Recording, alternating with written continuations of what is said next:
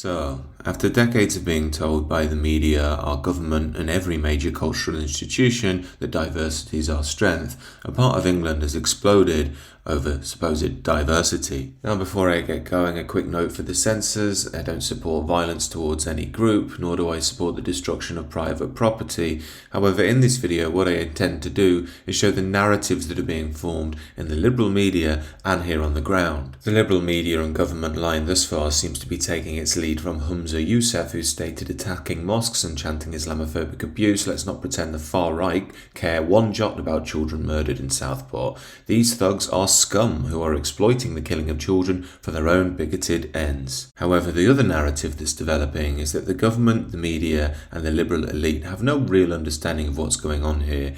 Many people up and down the country feel betrayed, feel that government doesn't care one jot about them, and have really been pushed over the edge by the recent stabbings in Southport. However, many online are also reporting, and this is unverified as yet, that a man with a beard and a machete turned up to a peaceful march in memory of the children, which then led it to turn into a riot. Yet this hasn't stopped the politicians' narrative that these people rioting are scum who are exploiting the deaths of these poor children. Here's a Liverpool mayor stating that. Prime Minister came, he could only stay. Felt like a matter of seconds before he had to turn away. Lots of anger from some people saying to him, how many more children must die? Yeah, I don't understand that people want to weaponise the deaths of 3 children before the investigations have concluded. Do you think he would say this if, say, a white British person had gone into a creche full of black children and murdered them and then black people rioted after? Would that be weaponising the deaths of the children too? For some reason, I think that he might have compassion for those people. And here's Humza again. He states it's been simply awful. Our only response to the evil we witnessed in Southport should be an outpouring of grief for the children and adults killed. If you use such a horrific tragedy to fuel bigotry, then you are the worst of humanity. The worst of humanity. We've just had someone murder children in cold blood, and you're calling the rioters worse than him. Then you'll claim you're trying to unite people. When you state statements like this, no wonder people are divided.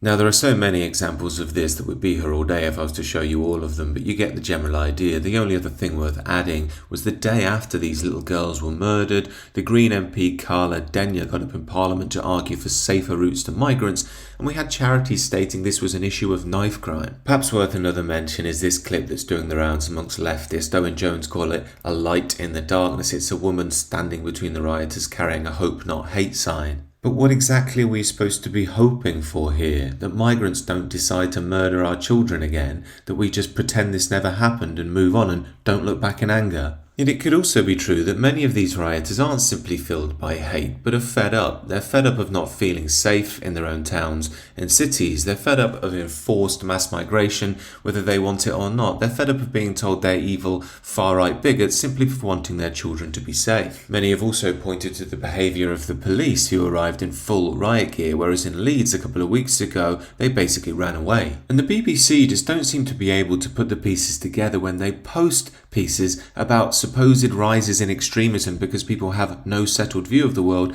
and then post pieces about how Generation Z aren't watching television anymore, as many people have chosen not to do, to watch online media instead. And of course the answer to these things is very simple. The reason people don't have a settled view of the world any longer is because this globalist liberalist agenda, which means you don't even know what a man is anymore. You're supposed to hate your own culture and think it's evil. On top of that, people turn to online media because they don't believe organisations like the BBC any longer. They've pushed the globalist agenda so much and lie when it suits them that people have simply given in. I mean, the police and the BBC have been stating already that the rioters are from out of town. Remember, Southport is near Liverpool. Does this guy sound out of town to you? 3 innocent kids are dead, mate. 7, 6 and 9. What a news reporting, you fucking rat.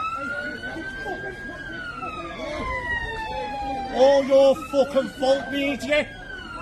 Fucking media. All the fucking media's fault. Hey. Fucking knobheads.